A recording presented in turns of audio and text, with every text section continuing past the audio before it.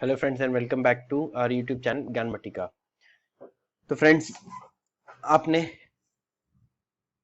Tenses series को complete कर लिया है। जिन्होंने नहीं देखा है वो प्रीवियस लेक्चर्स में जाकर के देख ले, लिंक डिस्क्रिप्शन में दे रखा है, और टेलीग्राम चैनल को ज्वाइन कर ले। अगर उन्हें स्लाइड्स चाहिए, 100 मेंबर्स पूरे होते ही हम उस पर स्लाइड्स डालना स्टार्ट कर देंगे। तो चलते हैं आज एक्टिव पैसिव की ओर।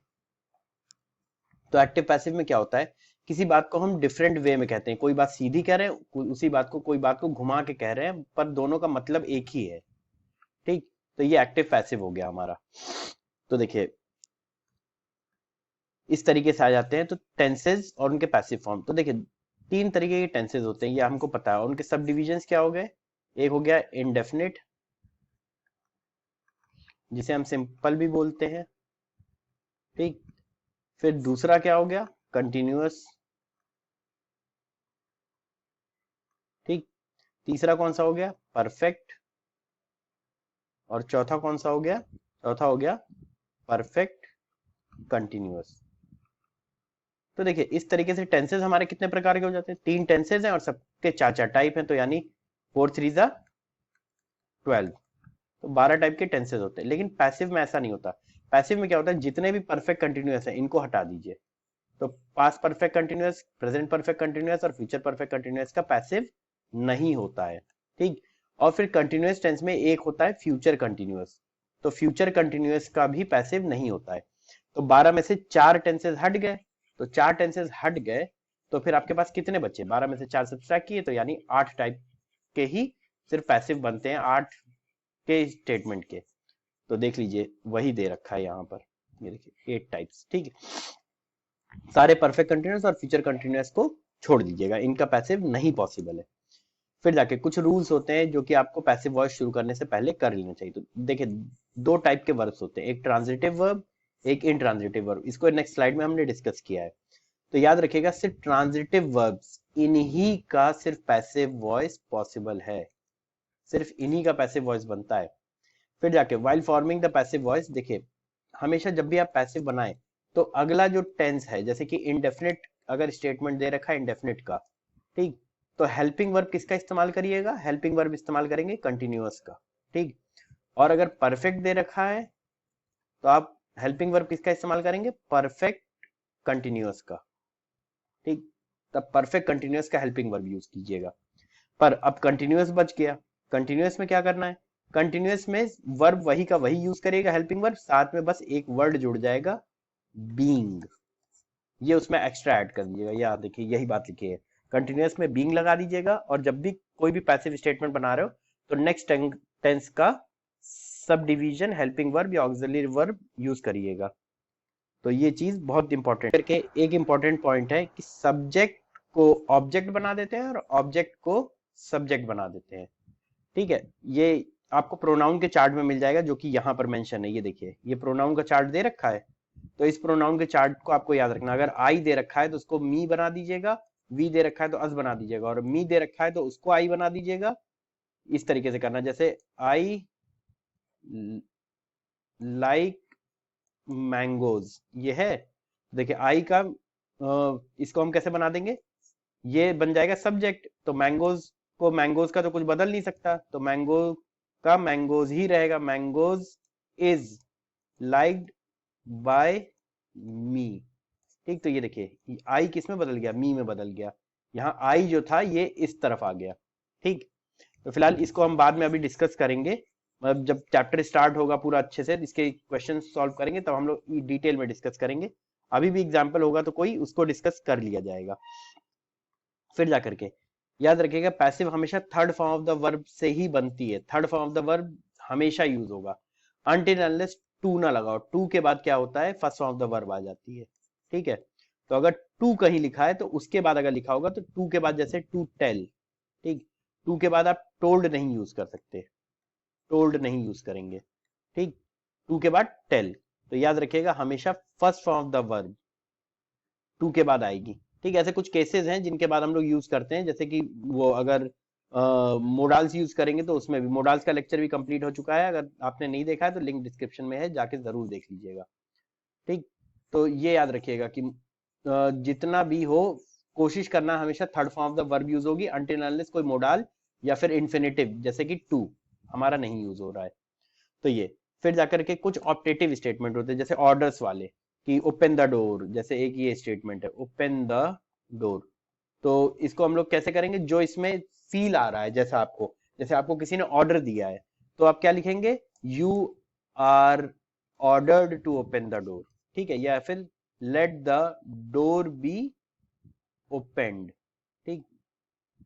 ये तो इस तरीके से इसको चेंज करते हैं हम लोग।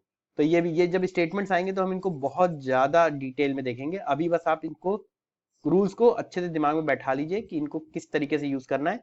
तो एक बार रूल्स को हम फिर से रिवाइज कर लेते हैं। Third form of the verb use होगा, सब्जेक्ट को ऑब्जेक्ट में बदल देंगे, ऑब्जेक्ट को सब्जेक्ट में बदल देंगे। बीइंग का यूज होगा कंटिन्यूअस स्टेटमेंट में, जो भी कंटिन्यूअस रहेंगे, सिर्फ कंटिन्यूअस याद रखेगा, परफेक्ट कंटिन्यूअस नहीं, क्योंकि परफेक्ट कंटिन्यूअस का तो बनता ही नहीं है। फिर जाकर के जो भी टेंस दे रखा होगा आपका उसका नेक्स्ट टेंस यूज करना है। इंडेफिनिट है तो कंटिन्यूअस का हेल्पिंग वर्ब यूज करेंगे, परफेक्ट है तो परफेक्ट कंटिन्यूअस का करेंगे। कंटिन्यूअस है तो हेल्पिंग वर्ब सेम रहेगा लेकिन उसके साथ बीइंग लग जाएगा, ठीक। फिर जाके ट्रांजिटिव वर्ब्स का ही सिर्फ पैसिव बन सकता है और किसी का नहीं बनेगा, और जो अलग टाइप के स्टेटमेंट होंगे उनको हम अलग से डील करेंगे। चलते हैं अपनी नेक्स्ट स्लाइड पे। तो देखिए अब वर्ब के बारे में छोटा सा एक लेक्चर है। वर्ब जब हम पढ़ेंगे डिटेल में तब हम उसको पूरा डिटेल में डिस्कस करेंगे, अभी हम इसको शॉर्ट में देख लेते हैं।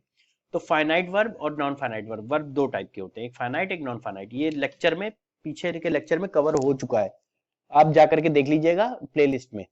फिर जाके फाइनाइट वर्ब्स दो टाइप के होते हैं, ठीक है, एक ट्रांजिटिव एक इनट्रांजिटिव। तो और नॉन फाइनाइट वर्ब पीछे लेक्चर में डिस्कस हो चुका है। तो जो भी देखिए ट्रांजिटिव वर्ब क्या होता है कि ट्रांजिट का मतलब होता है मूव करना। तो जो भी एक्शन होता है ना उसका इम्पैक्ट जो होता है वो हमारे ऑब्जेक्ट पे भी जाता है, और इसका सबसे आसान तरीका है कि इसका आंसर हमें व्हाट से मिल जाता है, ठीक है। जैसे शी राइट्स अ लेटर, तो हम पूछेंगे ना व्हाट शी राइट्स, क्या लिखती है वो, तो पता चलेगा आंसर क्या है, लेटर, ठीक है। तो इनका ही पैसिव सिर्फ पॉसिबल है। फिर जाकर के इनट्रांजिटिव वर्ब्स की बात करें, ठीक है, तो इनका जवाब इसमें मतलब वही है, ट्रांजिटिव का मतलब आपको करना होता है मूव करना, तो इसमें कुछ मूव नहीं कर रहा है। और इसको आप सिंपल भाषा में देखेंगे तो वेयर और व्हेन का जवाब मिल रहा होगा, वेयर या व्हेन किसी एक का जवाब दे रहा होगा।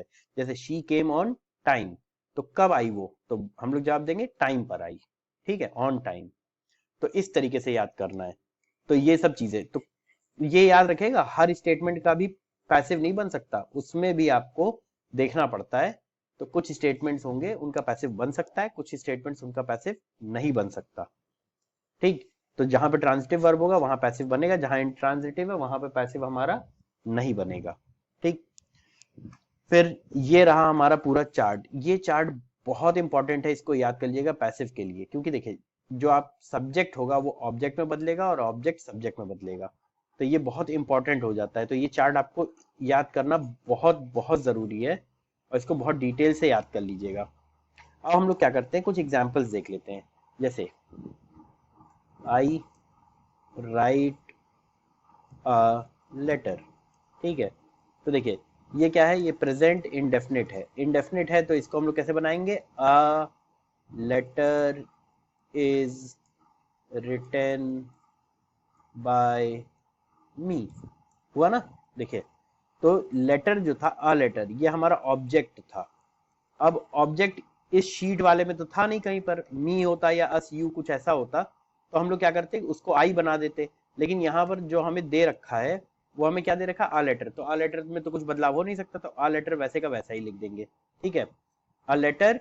फिर जाके देखिए ये प्रेजेंट इंडेफिनिट है, प्रेजेंट इंडेफिनिट तो मैंने कहा था ना नेक्स्ट टेंस का वर्ब यूज करेंगे तो कंटिन्यूअस का, तो प्रेजेंट है तो प्रेजेंट कंटिन्यूअस का हेल्पिंग वर्ब यूज करेंगे, तो क्या आ गया, इज। देखिए आ लेटर इज, क्योंकि प्रेजेंट कंटिन्यूअस में हम लोग इज एम आर यूज करते हैं, तो आ लेटर के साथ इज यूज होगा ना, ठीक है। अगर मान लो लेटर्स होता, ठीक, यहाँ पर आई राइट लेटर्स, तब ए तो लगेगा नहीं क्योंकि ए वन के लिए इस्तेमाल होता है। तो a letter is written by me. अब देखिए राइट का थर्ड फॉर्म क्या होता है, रिटन। तो ये वर्ब की शीट जो है वो भी बहुत इंपॉर्टेंट है, उसको याद कर लीजिएगा, वो फर्स्ट लेक्चर में ही मेंशन कर रखी है, वहीं पे वर्ब की शीट का लिंक दे रखा है, वहां से डाउनलोड करके आप लोग कर सकते हैं। तो a letter is written by me, मेरे द्वारा लिखा जाता है, ठीक है। अब ये देखिए यूज ऑफ बाय, जरूरी नहीं हर जगह हो पर मैक्सिमम टाइम। और आई जो था ये आपका सब्जेक्ट था, इसको हम लोगों ने ऑब्जेक्ट में बदल दिया, मी में। ठीक है, तो हो गया। ठीक, तो ये लेक्चर यहीं पे कंप्लीट होता है। इसके बाद हम डिटेल में बहुत अच्छे से इसको करेंगे, ये सारे चैप्टर्स को। ठीक, ये वीडियो अगर आपको पसंद आया तो लाइक करिए, एक कमेंट छोड़िए, शेयर करिए अपने दोस्तों को, बताइए फ्री लेक्चर के बारे में, सब्सक्राइब करिए चैनल को और बेल आइकन दबाइए ताकि आप नोटिफाई हो जाए जब भी कोई नया वीडियो आए। Thank you.